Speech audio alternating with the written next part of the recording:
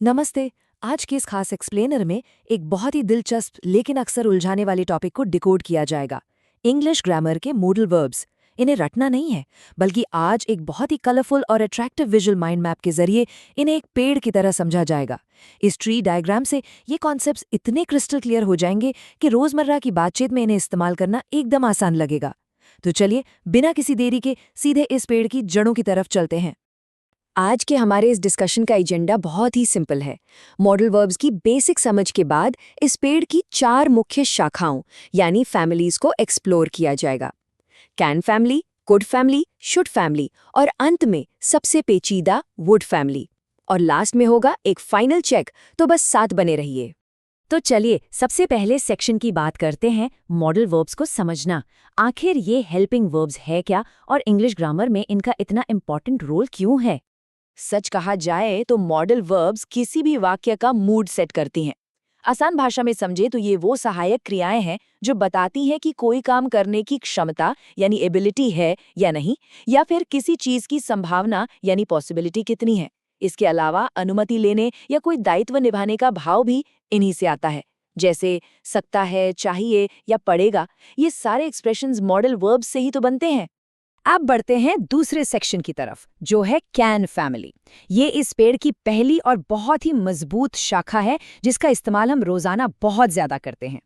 इस colourful diagram में देखा जा सकता है कि कैन फैमिली के 3 मेन स्टेप्स हैं। पहला है कैन, जो वर्तमान की क्षमता यानी सकता है को दिखाता है। दूसरा स्टेप है कैन बी, जिसका मतलब है हो सकता है या पैसिव वाक्यों में किया जा सकता है। और तीसरा है कैन हैव, यानी जब किसी चीज पर अधिकार जताना हो, जैसे पास हो सकता है। चलिए इन कॉन्सेप्ट्स को कुछ सिंपल इंग्लिश एग्जाम्पल से समझते हैं। क्षमता या एबिलिटी दिखानी हो तो कहेंगे I can swim very well, मतलब अच्छे से तैरने की पूरी समर्थता है। अगर किसी बात की बहुत ज्यादा संभावना है तो कहेंगे he can be at home right now, यानी वो अभी घर पर हो सकता है। और पोजेशन यानी पास होने के लिए you can have a good job soon, जल्द ही एक अच्छी जॉब पास हो सकती है ना? एकदम आसान। अब आते हैं सेक्शन 3 पर, कुड फैमिली। अक्सर लोग सोचते हैं कि ये सिर्फ कैन का पास्ट टेंस है। ये सच है, लेकिन इसके अपने कुछ बहुत ही यूनिक और पोलाइट यूजेजेस भी हैं। सबसे पहले कैन और कुड का फर्क एकदम साफ कर लेते हैं। कैन का सीधा सा मतलब है कि आज यानी प्रेजेंट में क्या करने की क्षमता है, और कुड का मतलब है अतीत की क्षमता। जो काम पहले कर सकते थे, जैसे खेल सकता था या जा पाता था, उसके लिए कुड ही लगाया जाता है। अब जरा इस माइंड मैप की गहराई देखिए। कुड की शाखा सिर्फ यही खत्म नहीं होती, ये कुड बी से आगे बढ़कर कुड हैव और फाइनली कुड हैव बीन तक जाती है। कुड हैव बीन का इस्तेमाल अक्सर पैसिव वाक्यों में होता है, जैसे उसे भेजा जा सकता था या ये काम किया जा सकता था। और यहीं पर एक बहुत क्रूशियल कॉन्सेप्ट सामने आता है, कुड हैव। इसका यूज तब होता है जब पास्ट में कुछ करने की क्षमता तो थी, लेकिन वो काम असल में किया नहीं गया। एक तरह का रिग्रेट या अफसोस, जैसे I could have played football, मतलब फुटबॉल खेल सकते थे लेकिन खेला नहीं। या फिर you could have told me about this, इस बारे में बताया जा सकता था, मतलब कर सकते थे पर किया नहीं। अब यहाँ एक छोटा सा सवाल उठता है। इस पूरे मॉडल वर्ब ट्री में से अगर किसी से बहुत ही विनम्रता से यानी पोलाइटली कुछ मांगना हो या पूछना हो, तो कौन सा वर्ब सबसे ऊंचे स्तर का सम्मान दिखाएगा? कोई गेस? तो इसका सही जवाब है कुड या फिर मे।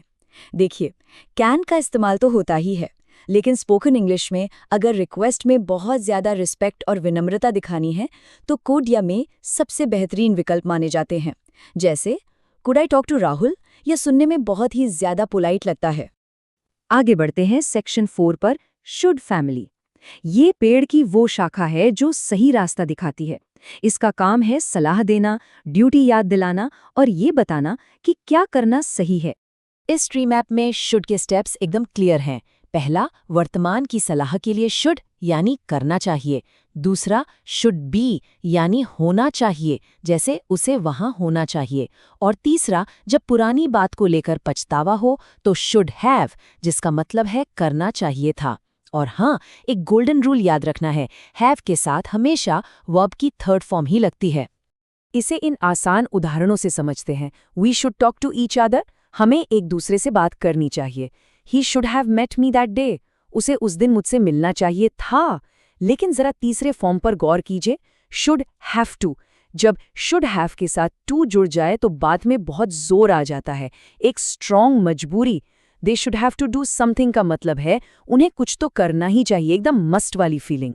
और अब बारी है सेक्शन 5 की, वुड फैमिली। इंग्लिश ग्रामर की पेड़ की ये सबसे घनी और शायद सबसे ज्यादा कंफ्यूज करने वाली ब्रांच है, लेकिन इस विजुअल मैप से ये भी एकदम आसानी से डिकोड हो जाएगी। वुड के मेनली 4 काम हैं। पहला, जब पास्ट में खड़े होकर फ्यूचर की बात की जाए। दूसरा, पुरानी आदतें बताने के लिए जो बिल्कुल यूज टू के जैसा ही है। हिंदी में जहां ता ते ती का साउंड आता है ना, जैसे वो खेला करता था। तीसरा, बहुत ही पोलाइट ऑफर्स देने के लिए। और चौथा, काल्पनिक या इमेजिनरी सिचुएशंस के लिए। इसकी अलग अलग ब्रांचेस को इन एग्जाम्पल से समझते हैं। वुड बी का इस्तेमाल होता है होता के लिए, जैसे I would be a dancer today, आज मैं एक डांसर होता। वुड हैव का यूज तब करेंगे जब कहना हो कर चुका होता, जैसे I would have called you but I forgot, मैं कॉल कर चुका होता पर भूल गया। और वुड हैव टू दिखाता है मजबूरी, यानी करना पड़ता, जैसे I would have to go to the office, मुझे ऑफिस जाना पड़ता। अब विल और वुड का ये अल्टीमेट कंफ्यूजन हमेशा के लिए सॉल्व कर लेते हैं। विल तब लगेगा जब पक्के तौर पर भविष्य में कुछ होना है, गारंटीड फ्यूचर, जैसे ही विल गो। लेकिन जब सिचुएशन इमेजिनरी हो या पास्ट के नजरिए से फ्यूचर की बात हो रही हो, तब वुड का ही यूज होगा, जैसे ही वुड गो। बिल्कुल सिंपल। अब आते हैं सेक्शन 6 पर, द फाइनल चेक। आज ये पूरा कलरफुल माइंड मैप एक साथ सामने है। कैन, कुड, शुड और वुड की एक एक ब्रांच एकदम क्लियर हो चुकी है। अब बस इन पैटर्न्स को बार बार देखना है और लगातार प्रैक्टिस करनी है। यकीन मानिए, इससे स्पोकन इंग्लिश में जबरदस्त फ्लुएंसी आ जाएगी। तो इस एक्सप्लेनर को वाइंड अप करने से पहले एक छोटा सा चैलेंज है। आज की अपनी बातचीत में इस मॉडल वर्ब ट्री की कौन सी फैमिली को एक्टिवली यूज किया जाएगा, किसी भी एक ब्रांच को चुनिए और उसकी प्रैक्टिस शुरू कर दीजिए। इस विजुअल ट्री को जितना माइंड में रखेंगे, ट्रांसलेशन उतना ही फास्ट और नेचुरल हो जाएगा। सीखते रहिए और इसी तरह आगे बढ़ते रहिए।